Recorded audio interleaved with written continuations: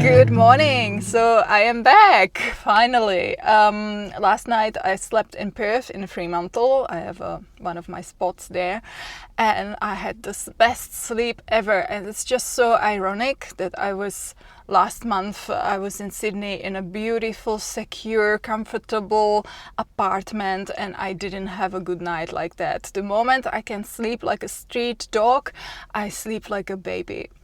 And excuse the mess, I still haven't unpacked. You know how it is when you're traveling. I still have to put all the stuff where it belongs, and I also went grocery shopping because there was nothing to eat in here, of course. And then I went to pick up a few packages. Yesterday I went to a friend's place where this was waiting for me. It's the charger one from Bluetti that I will be installing in the course of next week, or maybe I will try today, I'm not sure yet. However, didn't they just release Charger 2? Like, what? I'm trying to comfort myself, thinking that this one is going to be more gentle on my alternator. That 560 watts and 800 watts, it's not that much of a difference. I don't need that much, but yes, it's a little bit annoying. But I think the Charger 2 is more suitable for people who want to charge simultaneously from the solar and from the car, which is not my case. So I will still be installing this one. And then I went to my parcel locker and picked up my new kettle. Let's do an unboxing. So this kettle was recommended to me by one of you in the comments. It's actually a different brand. I couldn't get the same brand that you recommended. That one was available on AliExpress, but I got this one from Amazon, and it also had lots of good reviews, so I hope... Did I order it in white? Me and white, right? VanLife and white. I must have, but I was pretty sure I ordered black. So it looks like a thermos. I just absolutely love it. When I saw it, I was like, that's it. That's exactly what I want. I hope it has the right plug. It does not have the right plug. No! I just went through a Mandela effect in real life, real time. Because I swear I thought that was fake, but it's actually an Australian plug. I'm sorry. It fits. So I went to get some water because I was pretty low, and now I'm going to try it out, wash it and make some coffee. Yay! Okay, I have washed it. Let's put water in.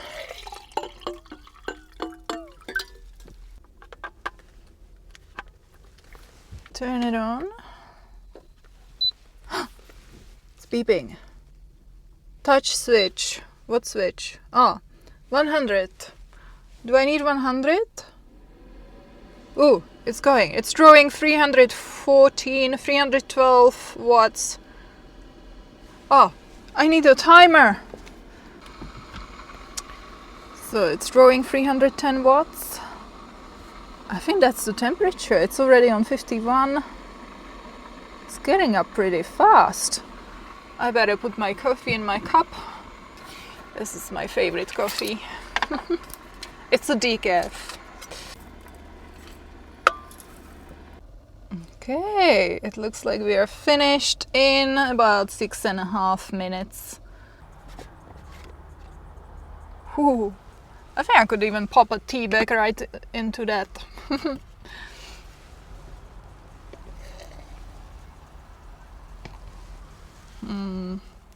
I definitely don't need that much water for coffee because I still need space for milk, but it would be good for tea.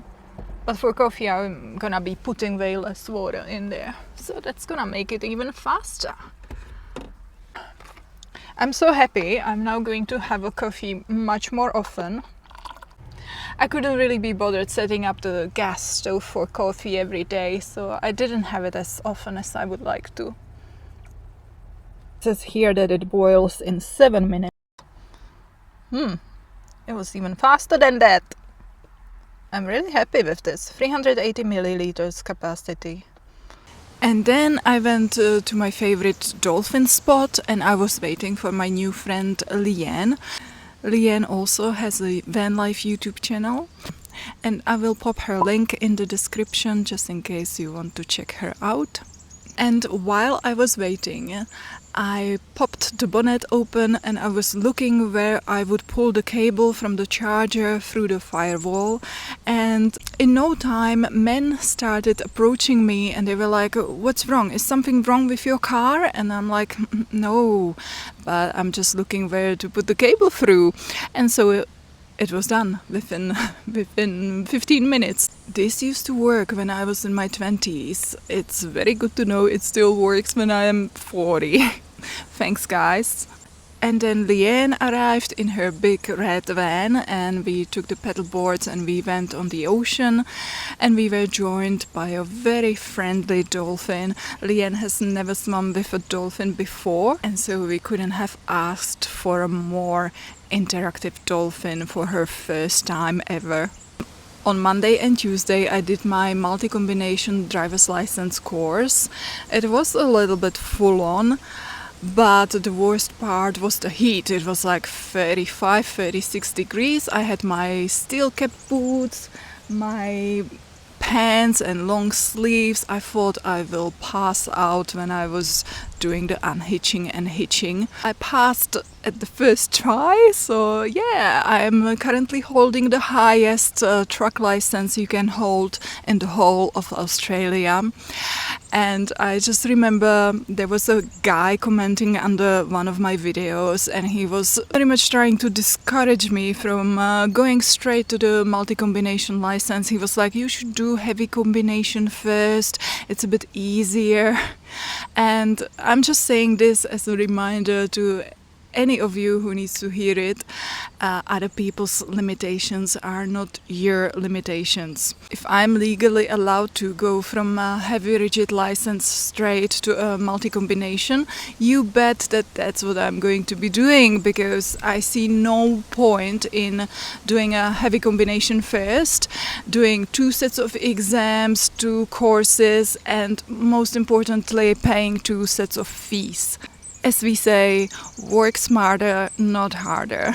And yesterday on Wednesday, Leanne messaged me and she said she found an awesome free campsite not far from Collie, and she said I'm welcome to join her. And so that's what I did. Yesterday was also very hot, and it was really nice to be able to spend that day in the cool water. And we both agreed that we cannot believe that this place is free. There is no amenities in here, no toilet, so you have to bring your own, but otherwise we have no issue with that. The trip here only cost me a smashed windscreen, but thankfully I have a access-free cover. Yesterday I was making potato mash for dinner.